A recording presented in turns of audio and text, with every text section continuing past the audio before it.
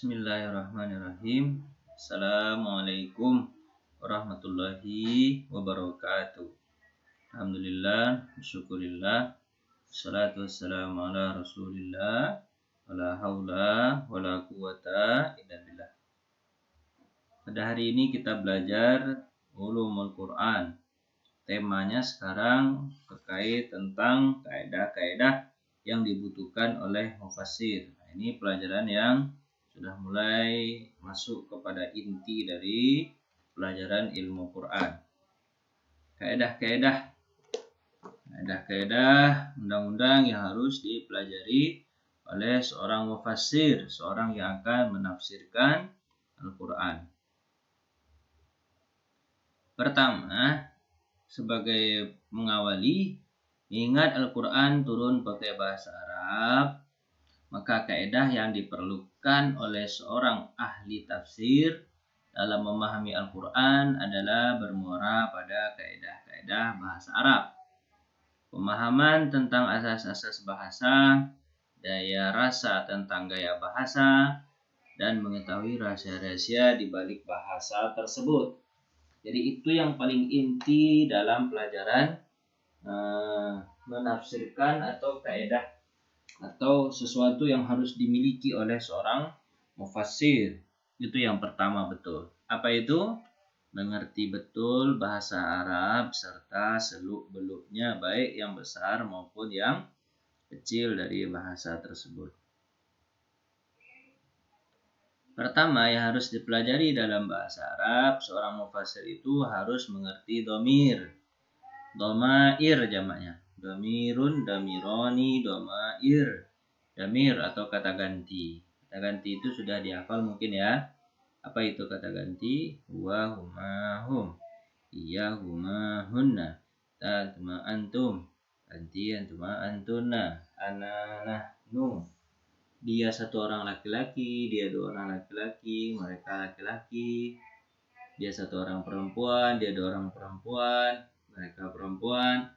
Kamu satu orang laki-laki, kamu dua orang laki-laki. Kalian laki-laki, kamu satu orang perempuan, kamu dua orang perempuan, kalian perempuan. Saya dan kami. Jadi harus tahu tuh kemana pergi kalimat itu, ke hu atau ke huma atau ke hum.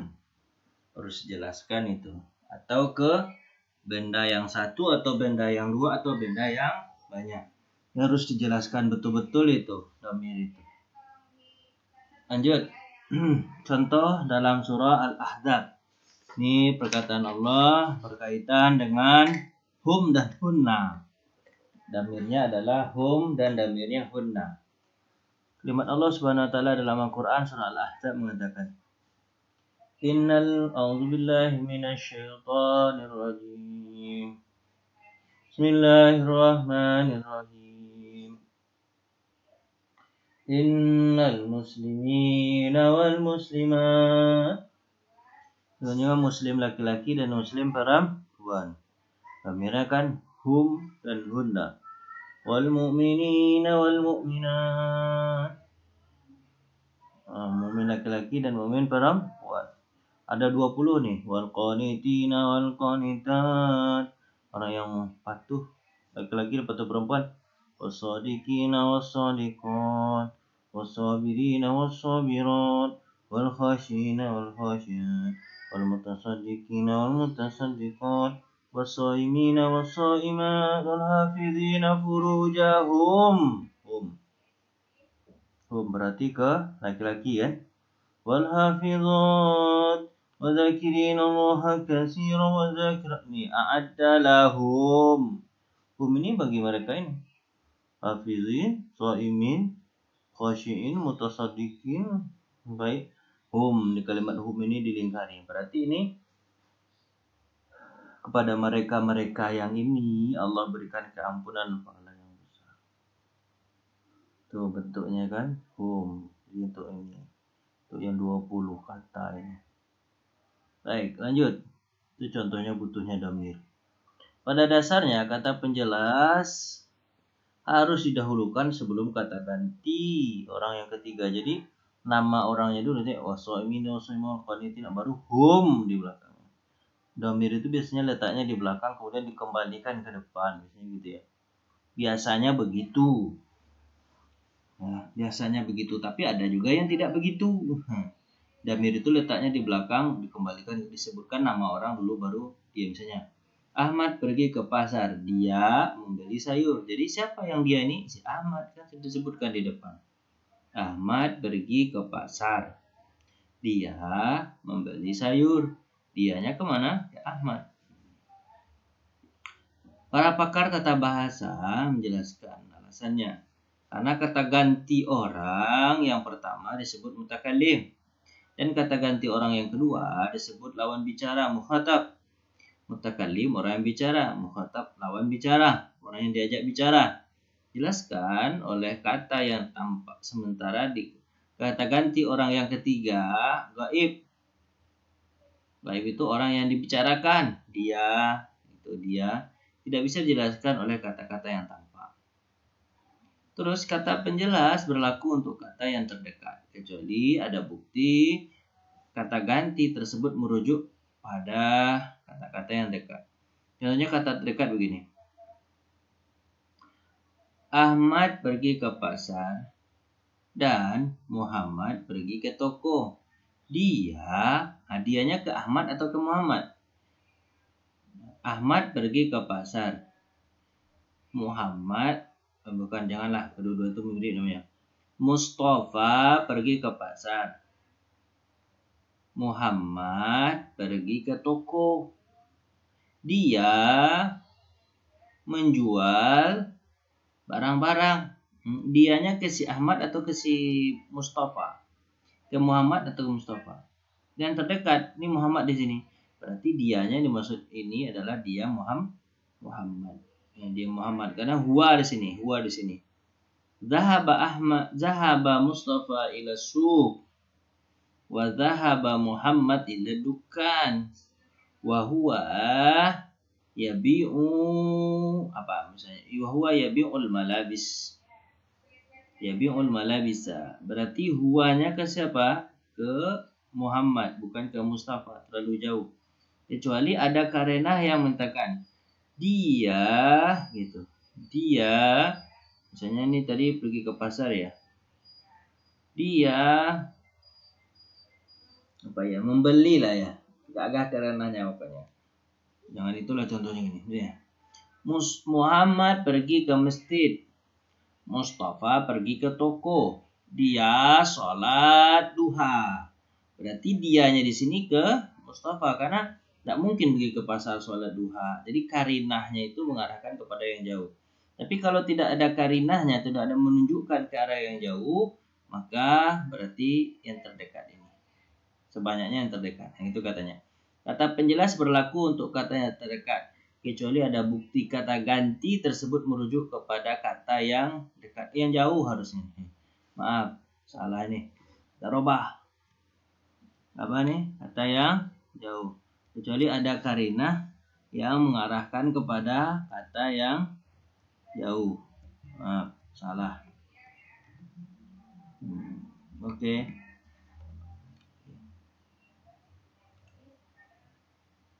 Lanjut. Damir, masih damir ya. Kata yang menjadi rujukan, kata ganti orang yang ketiga adalah kata yang sudah disebutkan sebelumnya. Jadi kata yang sudah disebutkan sebelumnya disebutkan dulu baru kata gantinya. Dan sesuai dengan bentuk kata ganti tersebut, inilah yang banyak atau lazim dipergunakan. Seperti firman Allah dalam surah Hud ayat 42 dan Al-Maidah 48 di Hud. Wa nada Nuhu banahu. Dan Nuh memanggil anaknya. Nya siapa? Anaknya Nuh yang terdekat. Ini Nuh ini kan huwa, jadi huwa kan, yang terdekat. Dan dia Nuh memanggil anaknya. Anaknya siapa? Anaknya si Nuh, anaknya Nabi Nuh. Atau surah Al-Maidah ayat 8. Ya ayyuhalladzina amanu kunu qawwamina lillahi syuhada'a bil qist wa la yajrimannakum syana'anu qaumin alla ta'dilu. Ya'dilu huwa aqrabu littaqwa.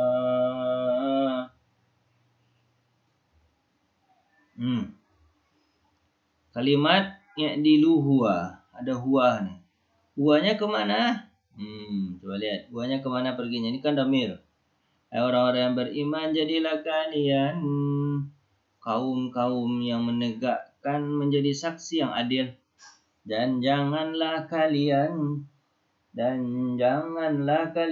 kebencian kalian terhadap sana'anu qaumin, kebencian kalian kepada satu kaum, kalian tidak berlaku adil. Ya'dilu, berlaku adillah huwa. Adil ini yang dimaksud, bukan hu ini, bukan hum ini, tapi adilnya. Keadilan itu kata adil ini, adillah kalian huwa aqrabu littaqwa, lebih dekat kepada takwa. Jadi kata adil ini, huwa ini kembali ke kata adil, kepada adil, bukan kepada mana ya? Kepada kebencian, bukan kepada kaum, bukan kepada yang lain-lain, tapi kepada didudukan yang terdekat, ya. Adillah kalian karena dia, keadilan itu lebih dekat kepada ketakwaan. Wattaqullah, innallaha khabirum bima ta'malun.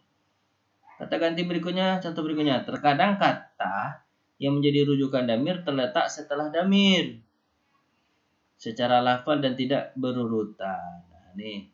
Jadi ternyata ada juga sebagian yang terbalik nih. Apa itu?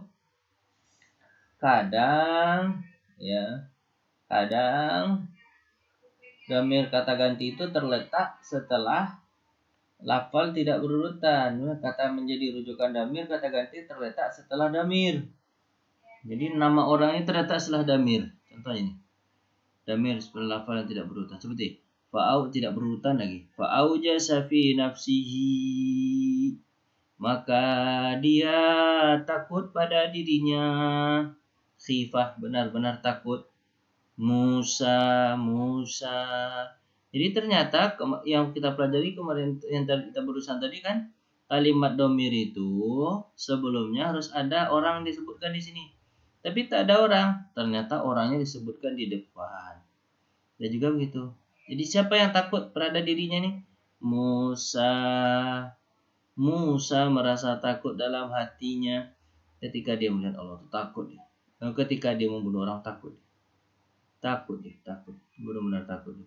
Jadi ada juga itu damir tapi ke depan, bukan ke belakang. Harusnya kan hihi Musa dulu di sini, tapi enggak ada. Ya itu pandai seorang mufassir itu menjelaskan. Harusnya kan damir ke belakang, umumnya kan begitu. Dijelaskan Musa dulu di sini, baru dia kembali ke depan sini kan. Ke depan ya, maaf ya, ini ke depan ya, kalau ini ke depan sini, ke awal. Tapi enggak, dia malah ke belakang. Ada juga begitu. Nah, jadi harus pandai itu. Jadi damir yang betul-betul kembali ke belakang malahan ada diselingi oleh kata. Atau begini. Atau kata yang menjadi rujukan damir terletak setelah damir. Dia. Jadi kata tapi dia berurutan. Beda dengan di atas. Kalau di atas kan tidak berurutan. Kalau ini berurutan. Dekatan maksudnya. Qul huwallahu ahad. Katakanlah dia siapa? Dia Allah. Harusnya qulillahu ahwa ahad. Harus gitu ya. Tapi enggak, Allah membuat huwanya dulu baru Allah. Jadi huwanya kembali ke belakang, bukan kembali ke depan. Harusnya kan ke depan ya. Kembali ke belakang. Huwallah. Tapi kalau ini kan ada kata selingan, kalau ini tidak ada kata selingan. Ada beda juga begitu. Dipahami juga. Berikutnya adalah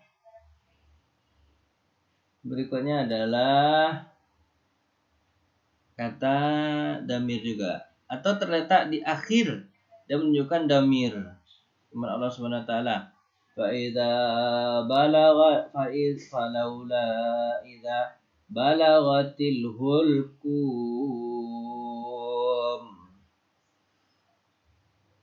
Dan makalah tidak apabila telah sampai nyawa itu ke tenggorokan. Balagat. Ini kan ada domir di sini. Hiya kan? Hiyanya kembali ke depan. Kayak gitu juga. Kembali ke belakang, maaf. Kembali ke belakang. Harusnya kan balagat kembali ke apabila telah sampai nyawa ke tenggorokan. Sampainya apa? Sawa maksudnya. Nyawa tenggorokan, ada nyawa di sini kalimatnya. Pahaminya begitu. Maka ketika nyawa sampai ke tenggorokan. Siapa yang sampai? Nyawa. Gitu. Lanjut. Atau kata yang menjadi rujukan damir dapat dipahami dari konteks kalimat. Seperti firman Allah Subhanahu wa taala, "Kullu man 'alaiha fan."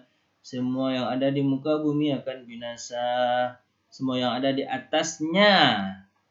Atasnya apa? Gak ada dituliskan sebelumnya. Hanya kembali ke mana? Tapi mufasir tahu nih maksudnya. Ha ini adalah bumi. Maka kalimat bumi ini dilingkari. Nah, ini maksudnya kata menjadi rujukan damir dapat dipahami secara konteks saja, bukan secara teks. Teksnya nggak ada, tapi konteksnya ada. Lanjut.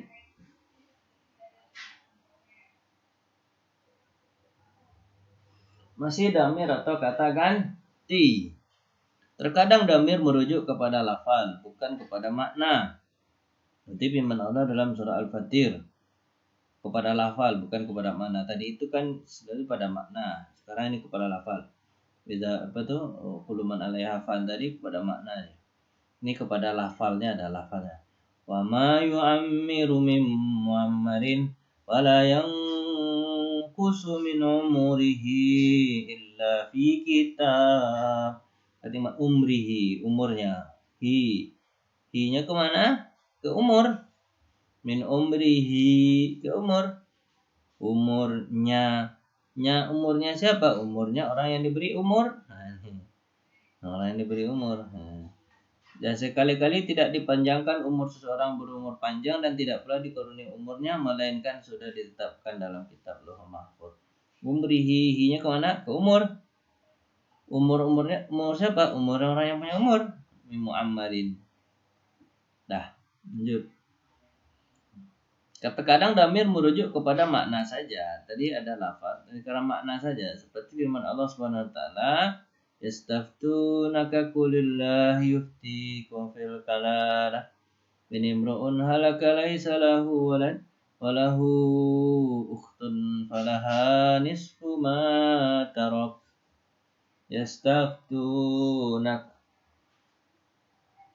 Yastaftunak qulillah yuftikum fi kalalah falahu akhun aw ukhtun falahan nisfu ma tarak. Nah, coba pahami. Terkadang damir kata ganti merujuk kepada makna saja, seperti firman Allah, dan meminta fatwa kepadamu tentang kalalah, orang yang tak punya tak punya anak, tak punya siapa-siapa, hidup sebatang kara. Nah, katakanlah Allah memberi fatwa padamu tentang kalalah, orang yang tak punya anak tadi. Jika seseorang meninggal dunia, jika dia meninggal dunia dan dia tidak mempunyai anak, dan dia tidak mempunyai anak, dia mempunyai saudara perempuan dan tidak mempunyai anak tapi mempunyai saudara perempuan, maka bagi saudaranya yang perempuan itu 1/2 dari hartanya yang ditinggalkan. Saudaranya dapat 1/2. Dan saudaranya laki-laki mempokuasai seluruh harta saudara perempuannya jika dia tidak mempunyai anak. Tapi jika saudara perempuan itu 2 orang, maka bagi keduanya 2/3 dari harta yang ditinggalkan oleh yang meninggal. Jadi kalau dia meninggal tanpa punya anak, maka yang akan mewarisinya adalah saudara dan saudarinya. Kalau hanya ada saudari saja, berarti dia dapat setengah. Tapi kalau ada saudara dan saudari, berarti saudaranya menjadi asabah, saudarinya juga menjadi asabah, tapi 2/1. Nah, kita kembali ke damir tadi. Terkadang damir merujuk kepada makna saja. Tidak, dalam firman Allah, yastaftunak, dia berminta fatwa kepadamu, qulillah yuftikum fil kalalah. Katakan Allah pun sudah berfatwa tentang kalalah tadi. Ini mru'un, kalau ada seseorang yang meninggal dunia, laisa lahu walad, tapi dia tidak mempunyai anak, walahu akhun ukhtun, dan dia hanya punya saudari, falaha nisfu ma tarak, maka dia falah, ada kalimat ha di sini. Ha siapa? Maka baginya Baginya siapa? Baginya dari setengah dari ini deh, makna kepada merujuk kepada makna saja. Apa contohnya makna ini ya?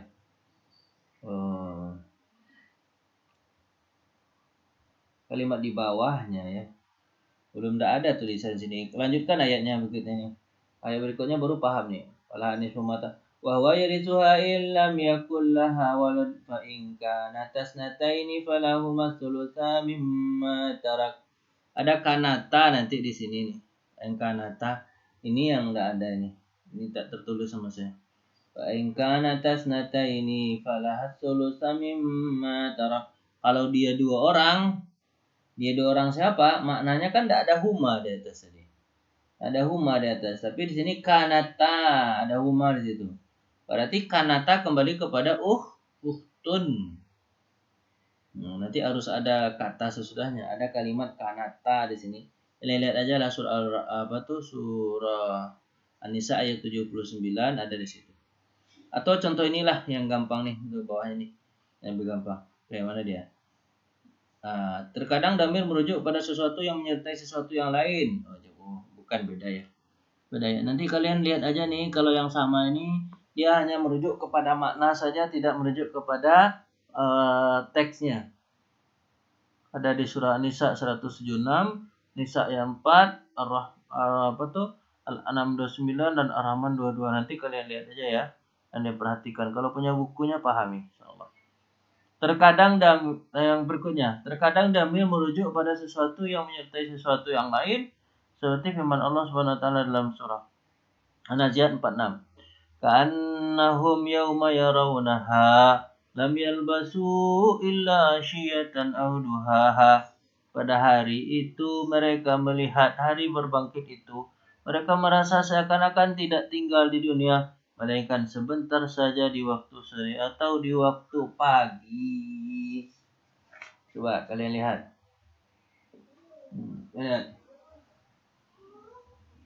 Lihat kata apa nih? Asyiyatan au duhaha.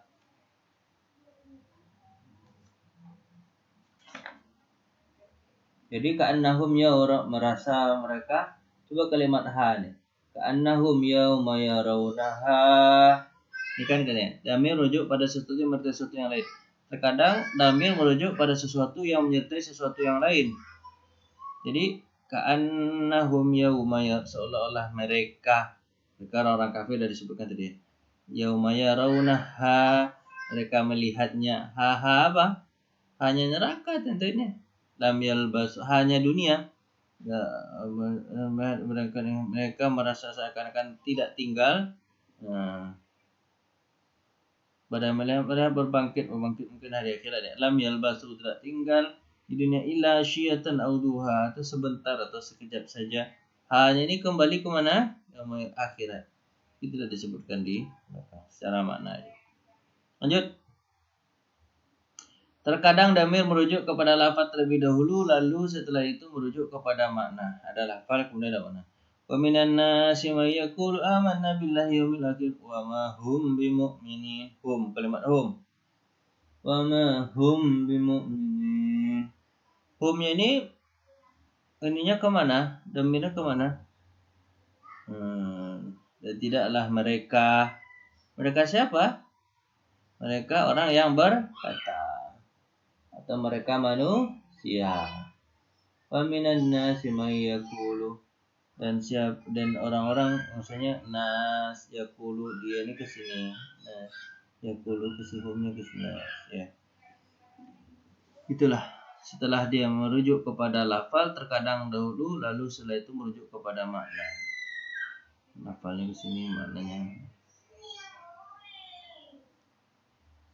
Sekarang selesai pemahaman kita belajar tentang damir-damir. Jadi damir-damir itu ada yang kembali ke lafal, ada yang kembali ke makna, ada yang ke belakang, ada yang ke depan. Itu harus dipelajari, harus dijelaskan dulu. Seorang mufasir harus mengerti damir-damir itu. Nah, lanjut. Sekarang kita belajar tentang ta'rif. Ta'rif itu ma'rifah. Dan tangkir itu adalah nakirah. Ada sesuatu, ma'rifah itu sesuatu yang sudah dijelaskan, nakirah itu sesuatu yang belum dijelaskan. Penggunaan isim nakirah. Jadi apa guna-guna isim nakirah? Nakirah dulu dipelajari. Nakirah itu yang bukan ma'rifah ya. Isim nakirah. Contoh untuk menunjukkan jumlah. Pertama untuk menunjukkan jumlah. 1. Menunjukkan 1. Jadi nakirah itu untuk 1 dulu. Walaupun nanti ada juga untuk jamak ya, tapi untuk nakirah 1. Wa jaa rajulun, kalimat rajulun ini nakirah. Bukan satu laki-laki berarti. Min aqsal madinati yas'a, datanglah seorang laki-laki, seorang dia. Kalau 2 rajulani, kalau banyak rijalun. Datanglah seorang laki-laki dari jauhnya kota mereka, dia berjalan. Itu yang pertama. Kemudian untuk menunjukkan jenis atau macam. Untuk jenis atau macam hayah ini, satu macam kehidupan dunia saja. Wala tajidannahum ahrasan nasi ala hayah, dan kalian mendapati mereka orang-orang kafir, ada sebelum ini. Mereka manusia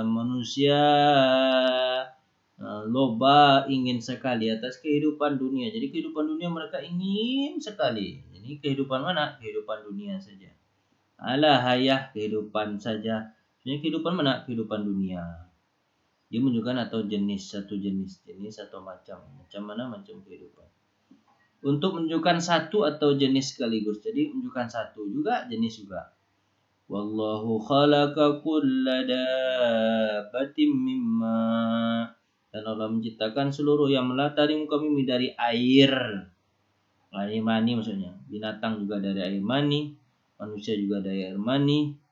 Jadi seluruh yang berjalan di atas bumi ini semuanya berasal dari air maksudnya air mani. Begitulah. Satu dan jenis juga. Bukan satu jenis. Untuk membesarkan atau memuliakan. Jadi nakirah itu untuk membesarkan.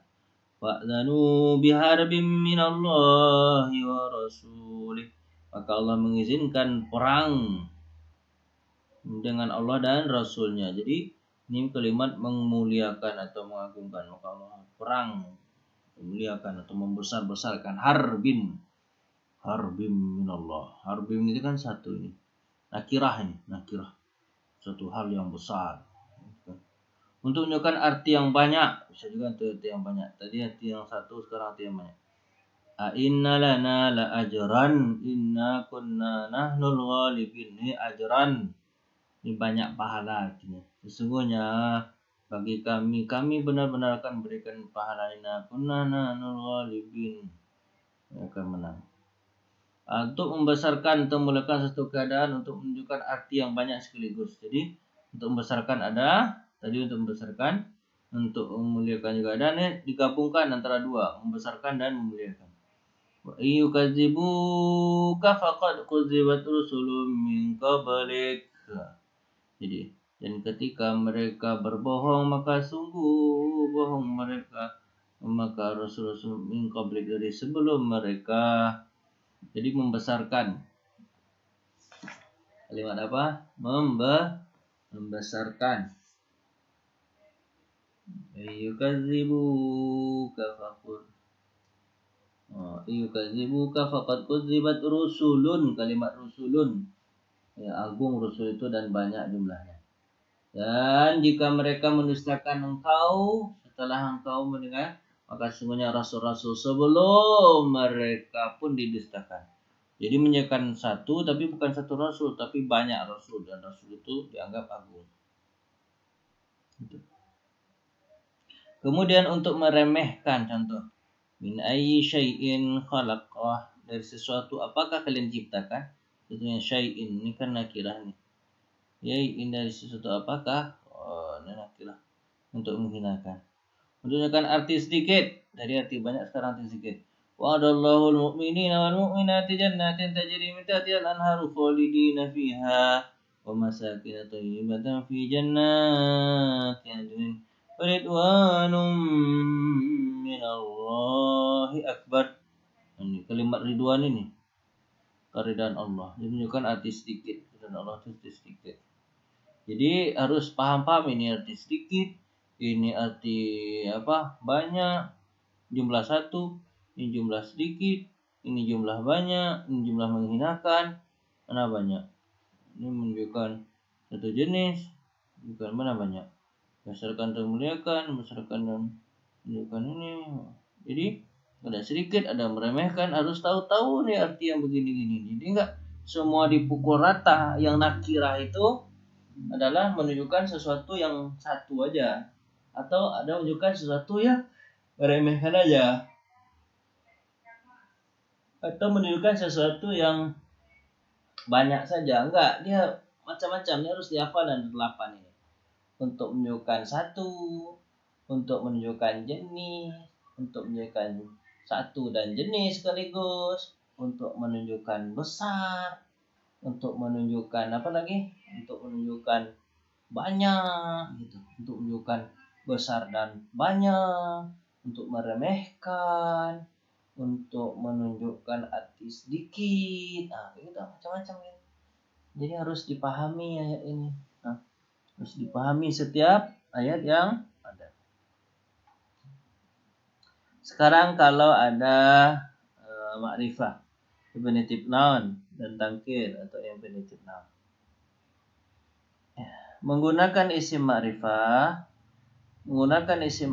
bentuk dalam bentuk dhamir, karena posisi yang disebut adalah posisi kata ganti dan orang yang pertama. Kata ganti dengan orang yang pertama kata gantinya, orang yang kedua, atau kata ganti orang yang ketiga. Jadi lihat. Contohnya begini, mana ma'rifah. Muhammadur Rasulullah. Jadi gunanya ma'rifah itu, terkadang isim ma'rifah itu disebut dengan alam, nama orang untuk mengganti. Contoh ini belum dijelaskan ya. Terkadang isim ma'rifah itu disebut dalam bentuk dhamir, kata ganti.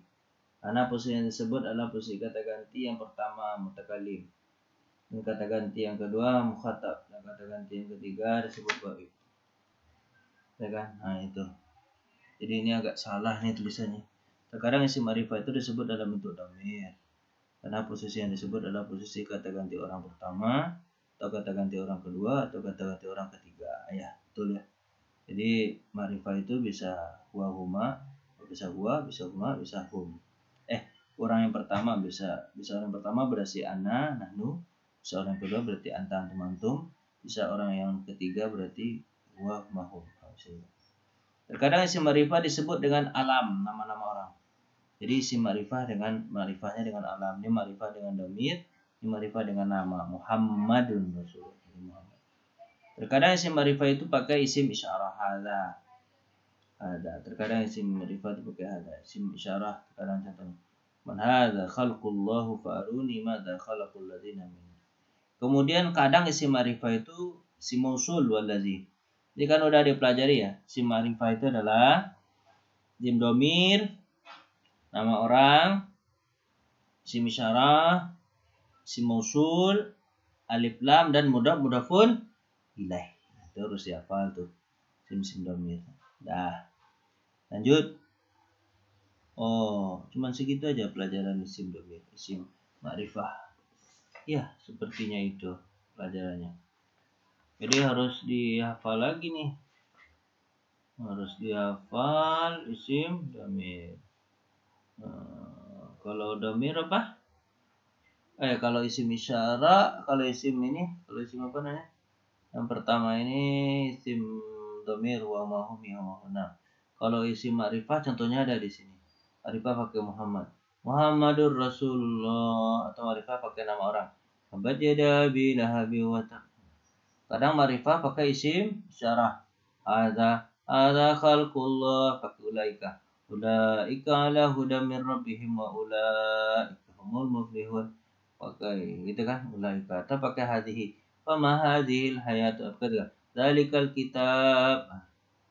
Dan yang kelima bisa juga pakai ulaika hudam min rabbihim. Terkadang isim ma'rifah disebut dengan isim mausul. Isim mausul contohnya dalam Quran, walladzi qala liwalidayhi uffil lakuma, walladzi isim mausul. Alladzi, alladzani, alladzina, allati, allawati, allati. Sini juga contohkan Allatinya wara allati huwa fi baitiha. Allati itu ma'rifah. Alladzina jahadu. Dengan meringkas kata. Alladzi. Dah sebutkan. Lihat di bukunya, banyak sekali penjelasan di bukunya.